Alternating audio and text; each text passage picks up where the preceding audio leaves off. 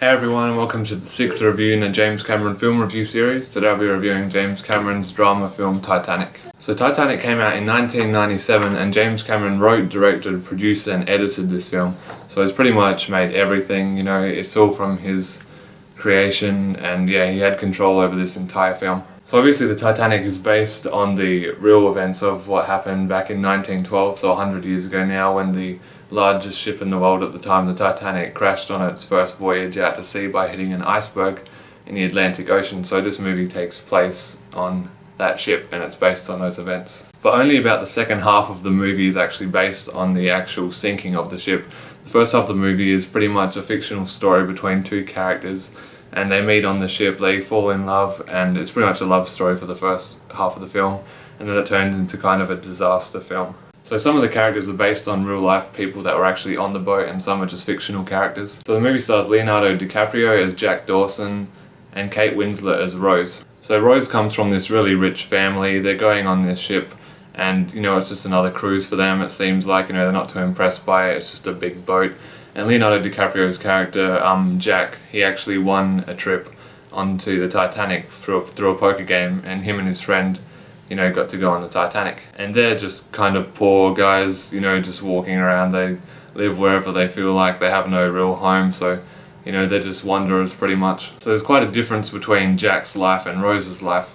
So it gets kind of interesting when they meet up. They first meet up when she's actually about to commit suicide, jump off the back of the boat, and he kind of stops her from doing that, and then their relationship builds from there. They become friends, they learn each other's ways a bit more. She teaches him, how to be a bit more posh, I guess, but it's mainly about him just teaching her to have fun and enjoy her life, because she doesn't really enjoy her life being this rich girl where everything's laid on. So the movie goes for over 3 hours, so it's quite a long movie, but it's enjoyable and it doesn't feel like too long because there's no long stretched out bits. It's not slow paced or anything, and it keeps the pace the whole time. It's really interesting and fun, and it's just a really good drama film. So the movie also stars Billy Zane, and he plays this guy that's supposed to be marrying Rose, but he's a real idiot, and you're not supposed to like him in this movie. He's just a typical rich guy that is up himself and doesn't care about anyone else. And Frances Fisher plays Rose's mum, and she's really annoying and posh and rich too.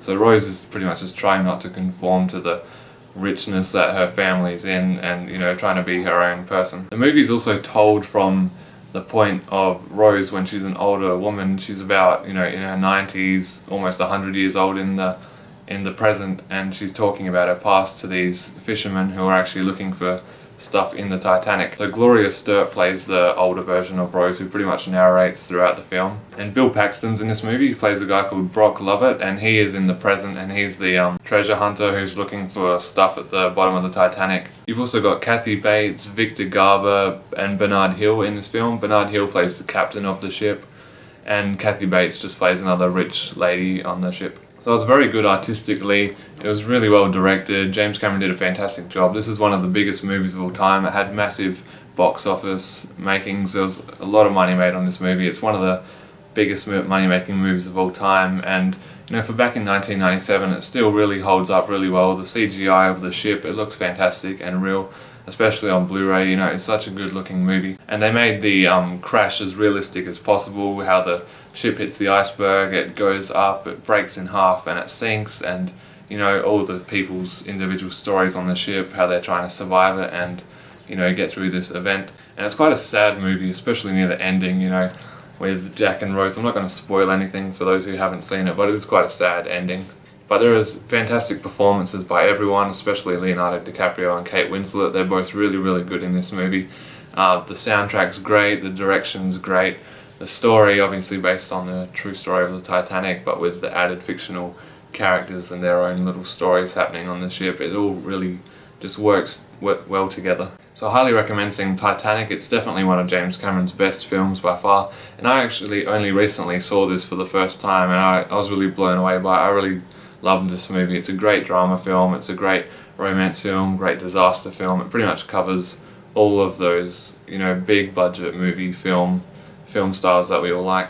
So thanks for watching this review on James Cameron's Titanic, this 1997 drama classic. And tomorrow I'll be back with the final review for the James Cameron series, and that'll be for Avatar, his 2009 film. So Thanks for watching, it'd be great if you could subscribe, and I'll see you later.